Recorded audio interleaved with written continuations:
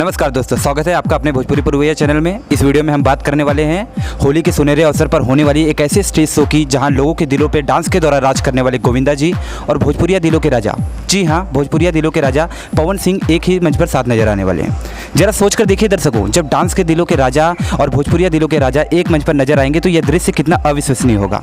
साथ ही हम आपको स्क्रीन पर कुछ ऐसे क्लिप्स भी दिखा रहे हैं जिससे आपके दिलों की चाहत और भी बढ़ जाएगी इन दोनों सुपरस्टार्स को एक साथ देखने के लिए। अगर आप भी पवन सिंह और गोविंदा जी को साथ देखने के लिए उत्सुक हैं तो इस वीडियो को शेयर करना ना भूलें, और हाँ, लाइक एंड सब्सक्राइब तो आप करेंगे ही ऐसे और भी धमाकेदार वीडियोस को देखने के लिए। यहाँ पर एक पवन सिंह और गोविंदा जी के एक बहुत बड़े फैन हैं, तो आइए इनसे जानते हैं कि इन्हें इस अवसर पर कैसा महसूस हो रहा है। हमके बहुत अच्छा लगत बा कि भोजपुरिया माई के दो गो सपूत एक साथ एक मंच पर नजर आवे वाला है, और हम आशा करते थे कि अब तक के ये सबसे बेहतरीन जुड़ी हुई हैं और आप लोगन के भी पसंद आई। और ऐसे ही मजेदार वीडियो देखे खातिर हमरे भैया के वीडियो के फॉलो करा और अपन ध्यान रखा।